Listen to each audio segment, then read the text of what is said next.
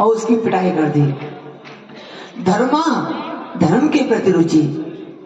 तो ये जो कला थी ये पूर्व जन्म में अपने पति से ना तो सेवा करती, ना पति को अच्छा भोजन कराती, ना पति को अच्छा वस्त्र पहनाती, और केवल अपने स्वार्थ के लिए लगी रहती। एक दिन पति बड़ा दुखी हो गया।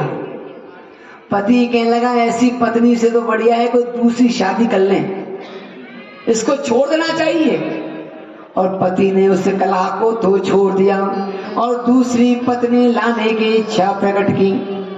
तब मैंने ही कला ने देखा कि मेरे पति दूसरी शादी कर रहे हैं और ये अगर दूसरी शादी कर लेंगे तो मैं दुखी हो जाऊंगी। तो कला ने क्या किया कि पहले ही विष ला करके धर लिया और विष को ग्रहण करके अपने प्राणों को त्याग दिया। कहने का अर्थ ये है जो अकाल मृत्यु मर जाता है उसकी कभी गति नहीं होती, क्योंकि यहां भोलेनाथ कहते हैं कि अकाल मृत्यु वो मरे जो काम करे चंडाल का, और काल उसका क्या करे जो भक्त हो महाकाल का। जो अपने पति में भगवान शंकर की भी पूजा करे, पति को शंकर के रूप में पूजे, उसे कभी अकाल मृत्यु नहीं आती है। और पति क्या है? पति होते हैं परमात्मा। पति पत्नी का जोड़ा होता है लक्ष्मी और भगवान का जोड़ा। लेकिन कला ने किस सिखाया? अपने प्राणों को त्याग दिया और मरने के पश्चात उसे यमदूत पकड़ करके ले गए। यमदूतों ने और यमराज के पास ले जा करके कला को छोड़ दिया। चित्रगुप्त ने पूछा कि अरे देवियों, इसका क्या कर्म है, इसका क्या फल है, इसका क्या भोग है? जो इसने अच्छा बुरा कर्म किया वो सारा आप हमें यहाँ पे बताइए। कला ने कहा कि चित्रगुप्त, मैंने कोई अच्छा कर्म ही नहीं किया, हमेशा निंदा करती रहती, चुगली करती, कथा में जाती तो ना तो मैं खुद कथा सुनती और ना पड़ोसी को सुनने देती। क्योंकि कथा में भी तीन व्यक्ति होते हैं, श्रोता, सरोता और श्रोता। श्रोता तो वो होते हैं जैसे हमारे माता जी बैठी है सामने, एक टिक लगा करके देखते हुए कथा सुन रही है, पंडित जी बिल्कुल झपकी ना लग जाए। और एक होती है सरोता, जो कथा में आके बैठी और कथा तो बाद में सुनेंगी, पहले घर की कथा चलेगी। अरे बहना कहा बताऊं, मोए घर से टाइम ही ना मिले, अरे जल्दीबाजी में कपड़े धो के आई बहना, लेकिन चूल्हे पे दूल्हा छोड़े आई, अब पता ना बहू संभालेगी कि ना संभालेगी। सो ना तो खुद कथा सुने ना दूसरे सुन भी दे गए। और सोता वो होते हैं जिससे हमारे माता जी सो रही हैं। अभी हम गुजरात के अंदर बड़ोदरा में कथा करने गए हैं, तो वहां माता बहने बड़े प्रेम से आती। एक माता जी सवेरे सवेरे जल्दी आए और खम्भे के अपना अस्तर लगाया और बड़े प्रेम से घूमट करे सो जाए। एक दिन की कथा हो गई, 2 दिन हो गए, 3 दिन हो गए, 4 दिन हो गए, 7 दिन की जब कथा पूरी होने को आई, हमने कहा माता बहनों बताओ कथा कैसी लगी, कथा में कुछ समझ में आया कि नहीं आया, आनंद आया कि नहीं आया?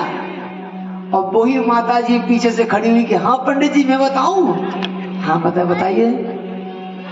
तो माता जी गुजराती में बोली, શું તમે કથા કરાવણ માટે લાગો છો तो घनी सूद कराओ छे। कहने का अर्थ है पंडित जी जब आप कथा सुनाते हो ना तो हमारे 3-4 घंटे आगे की बड़ी नींद पूरी हो जाती है। फिर वही माता जी फिर गुजराती में बोलने लगी, सु ढीकला आवण छो कथा करवाणु माटे लागे छे। पंडित जी आप तो हर साल आ जावे करो और ऐसे ही कथा सुना जावे करो। बोले वृंदावन बिहारी लाल की। वही कलहा के लगी कि मैंने कभी सेवा नहीं की, कभी पति का स्मरण नहीं किया। और चित्रगुप्त मैंने इस पे कहां से मेरे कारण जो है और मेरा सारा का सारा धैर्य टूट गया, इसलिए मुझे प्रेत योनि मिली। अब मुझे दूतों के द्वारा इसे मरुस्थल स्थान में भेज दीजिए। चित्रगुप्त ने अपने दूतों से कहा और उसे मरु स्थान देश में भेज दिया। वहां यहाँ जाकर के और बहुत दिनों तक प्रेत योनि में रह करके पाप ने तीनों योगियों का भोग करें। 3 योगिनी,